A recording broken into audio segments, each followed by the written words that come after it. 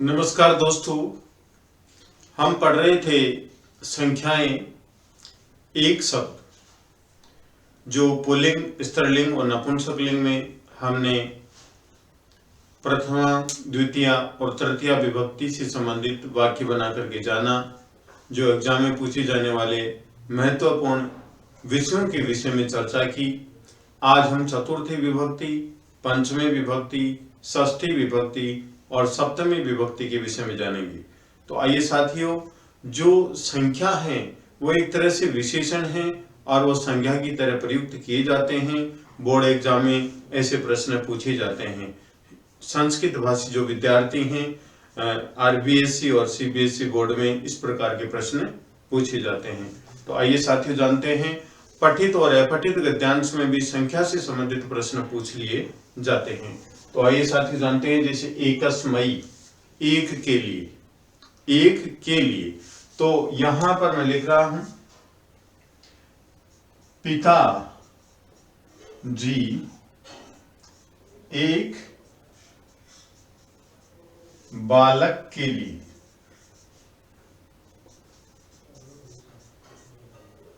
फल लाते हैं। ये वाक्य है, पिताजी एक बालक के लिए फल लाते हैं। पिताजी एक बालक के लिए फल लाते हैं। फल लाने वाले कौन हैं? पिताजी हैं। प्रथम पुरुष एकवचन है, तो यहां पर क्या लिखेंगे हम? जनक है। एक बालक के लिए, बालक के लिए चतुर्थी विभक्ति एकवचन का प्रयोग करेंगे, संप्रदान कारक, तो यहां पर लिखेंगे बालकाय। बालकाय चतुर्थी विभक्ति का प्रयोग किया गया। बालक शब्द पुल्लिंग है, तो पुल्लिंग चतुर्थी विभक्ति एक का भी प्रयोग करेंगे हम, एकस्मयी।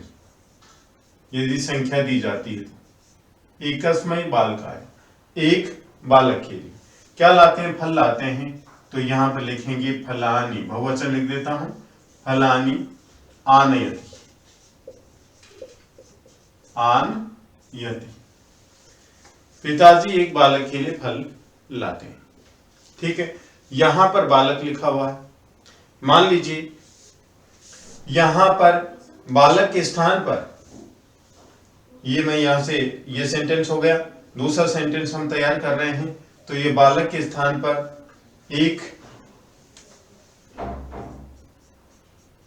बालिका के लिए, ऐसा चेंज कर दिया। बालिका के लिए तो स्त्रीलिंग आ गया, तो यहां पर बालिका में चतुर्थी विभक्ति का प्रयोग करेंगे, बालिकायै।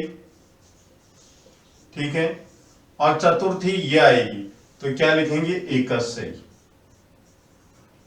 दूसरा सेंटेंस बना हमारा, जनके एकस्यई बालिकायै फलानि आनयति। पिताजी एक लड़की के लिए फल लाते हैं। ठीक है, नेक्स्ट नपुंसकलिंग, एकस्मयी,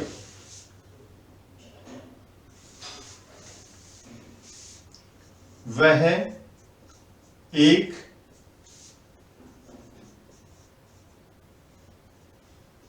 भवन के लिए आता है।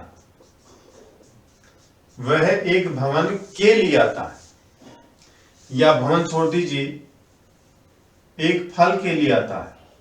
फल नपुंसकलिंग है, तो क्या लिखेंगे? से एकस्मयी फलाय आगच्छति।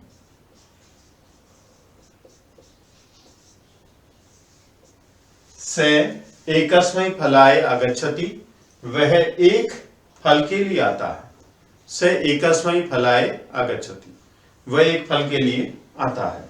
अब चलते हम पंचमी विभक्ति, अलग होने के अर्थ में। क्या होगा? राम एक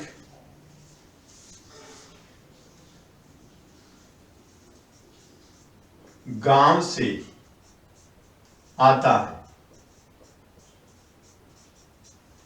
यहां पर गांव पुल्लिंग है, गांव से आता है, गांव से अलग हो रहा है, तो गांव में पंचमी विभक्ति का प्रयोग करेंगे।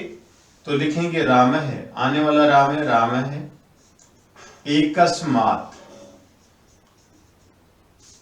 ग्रामात् आगच्छति।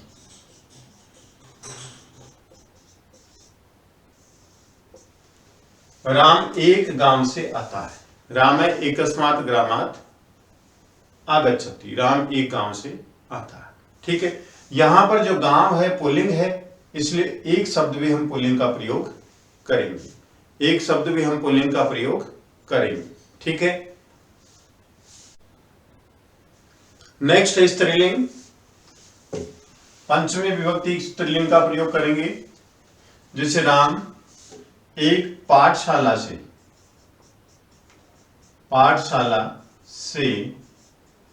आते हैं, आता है। तो यहां पर राम है, पाठशाला स्त्रीलिंग है, इसलिए एक शब्द भी पंचमी विभक्ति स्त्रीलिंग में यूज करेंगे। पाठशाला से अलग हो रहा है, तो एकस्या पाठशालाया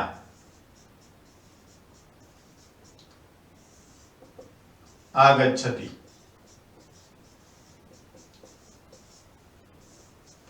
राम एकस्या पाठशालाया आगच्छति, राम एक पाठशाला से आता है।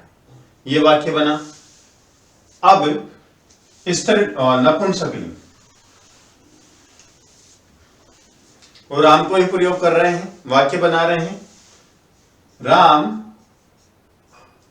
एक भवन से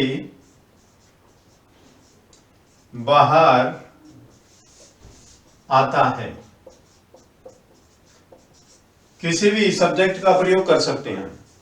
तो राम है एकस्मात् भवनात् बहिः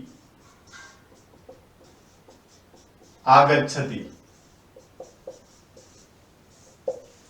राम है, राम एकस्मात् एक भवनात् भवन से बहिः बाहर आगच्छति आता है। तो यहां पर जो भवनात् है पंचमी विभक्ति का प्रयोग किया गया है, जिसमें अपादान कारक है अलग होने के अर्थ में। राम जैसे भवन से बाहर आएगा तो भवन से अलग हो जाएगा। इसी प्रकार जो संज्ञा में पंचमी विभक्ति का प्रयोग किया गया भवनात्, उसी तरह एक शब्द में भी पंचमी विभक्ति का प्रयोग करेंगे एकस्मात्। तो भवन नपुंसकलिंग है, इसलिए नपुंसकलिंग एकस्मात् का प्रयोग करेंगे। तो राम एकस्मात् भवनात्, राम एक भवन से बहिः आगच्छति, बाहर आता है। इस प्रकार से आंसर होगा। तो यहां पर जो ऑप्शन में कुछ भी दिया जा सकता है, पहली वाली वीडियो में भी हमने जाना था, जैसे यहां पर भवनात् ही है तो भवनम दे दिया, मान लीजिए भवनेन, भवनाय और भवनात्, और यहां पर इसको ब्लैंक दे दिया। तो सबसे पहले दो हमारे पास में ऑप्शन है कि हम आंसर कैसे दें।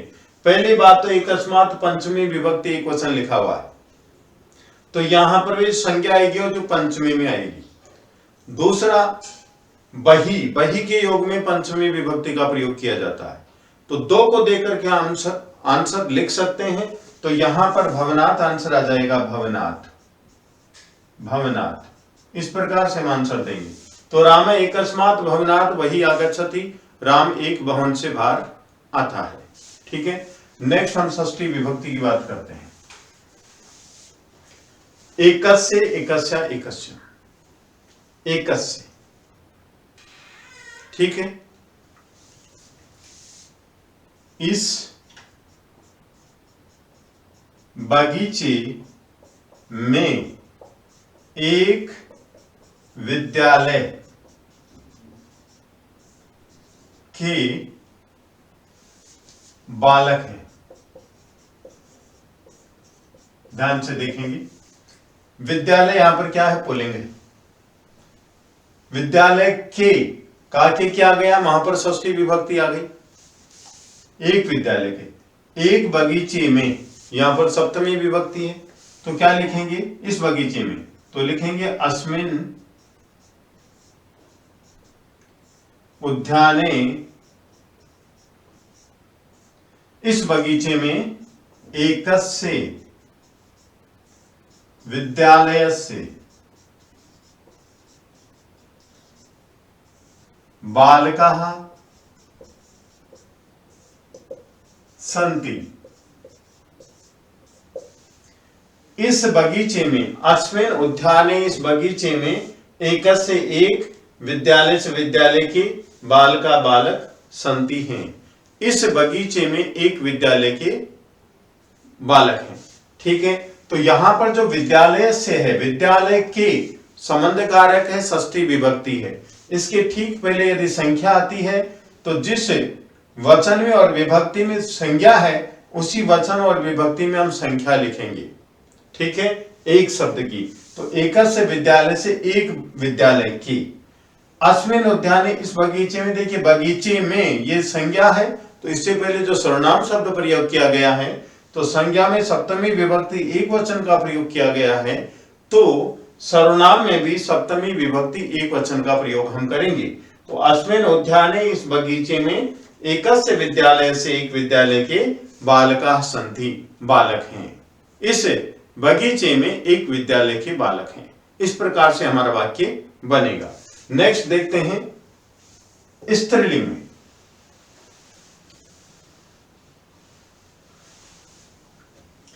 इस बगीचे में एक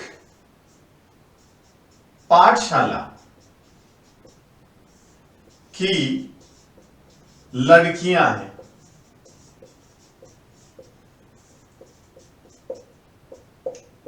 ये वाक्य है, तो लिखेंगे अस्मिन उद्याने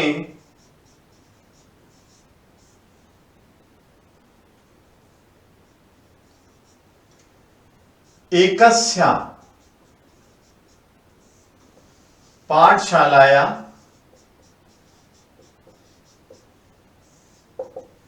बालिका सन्ति। ये वाक्य बना। यहां पर अस्मिन उद्याने, इस बगीचे में, उद्याने अधिकरण कारक है में पर, बगीचे में पर आ गया, अधिकरण कारक है, सप्तमी विभक्ति का प्रयोग किया गया उद्याने। इससे पहले क्या आया, सर्वनाम शब्द आया। इदम शब्द सप्तमी विभक्ति एक वचन लिखेंगे अस्मिन, अस्मिन उद्याने, इस बगीचे में। ठीक है, आगे पाठशाला स्त्रीलिंग है, पाठशाला की, तो काके की षष्ठी विभक्ति हुआ, संबंध कारक हुआ, पाठशाला या, तो पाठशाला की। तो यहां पर जो एक शब्द है ये भी षष्ठी विभक्ति में होगा, एकस्या, तो यहां पर लिखेंगे एकस्या, एकस्या पाठशालाया, एक पाठशाला की, बालिकाः लड़कियां सन्ति हैं। अस्मिन उद्याने, इस बगीचे में, एकस्या पाठशालायाः एक पाठशाला की, बालिका सन्ति लड़कियां हैं। इस प्रकार से हम वाक्य बनाएंगे। ठीक है, अब देखिए नपुंसक में।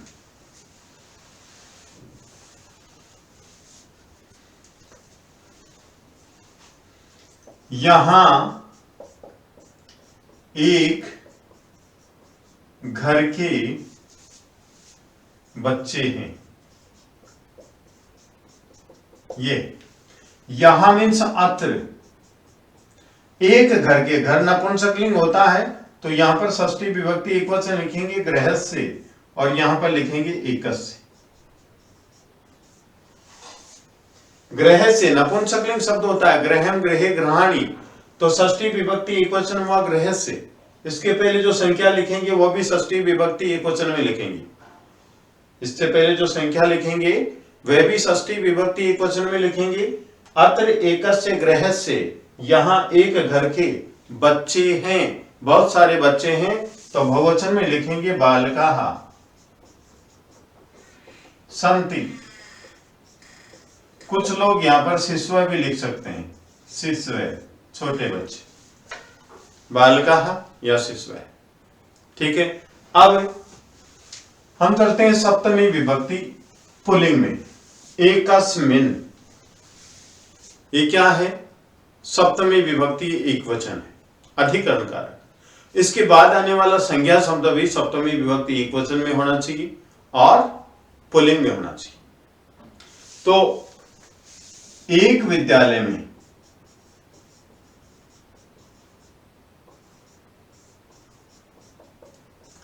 एक प्रधानाचार्य है, ये वाक्य हो गया। अब विद्यालय पुल्लिंग है, अधिकरण कारक है, तो इसमें भी अधिकरण कारक होगा एकस्मिन विद्यालये।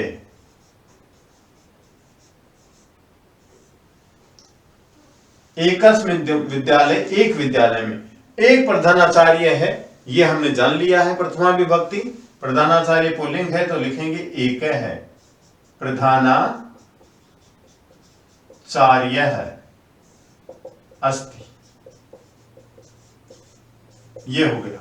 अस्मिन विद्यालय, इस विद्यालय में एक है प्रधानाचार्य अस्ति, एक प्रधानाचार्य जी है। स्त्रीलिंग की बात करते हैं।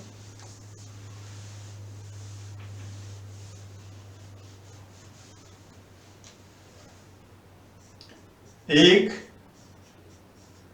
पाठशाला में एक प्रधानाचार्य है, एक प्रधानाचार्य है, तो पाठशाला स्त्रीलिंग, प्रधानाचार्य स्त्रीलिंग। यह आवश्यक नहीं है कि यहां पर प्रधानाचार्य ही हो, प्रधानाचार्य भी लिख सकते हैं। हमारा जो वाक्य है सप्तमी विभक्ति वाला पूर्ण होना चाहिए। संख्या जो है वो हम स्त्रीलिंग की बात कर रहे हैं, तो इस संख्या के बाद में स्त्रीलिंग शब्द होना चाहिए पहली बार, उसके बाद में कुछ भी हो चलेगा। तो यहां पर पाठशाला में तो सप्तमी विभक्ति एकवचन क्या होगा, पाठशालायाम। एकस्याम स्त्रीलिंग लिखेंगे, एकस्याम, एकस्याम पाठशालायाम, एक पाठशाला में एकाः प्रधानाचार्य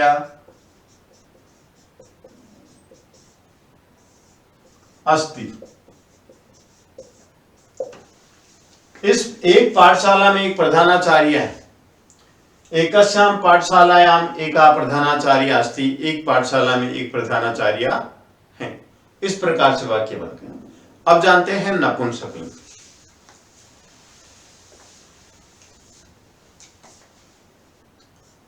एक बगीचे में बालक खेलते हैं।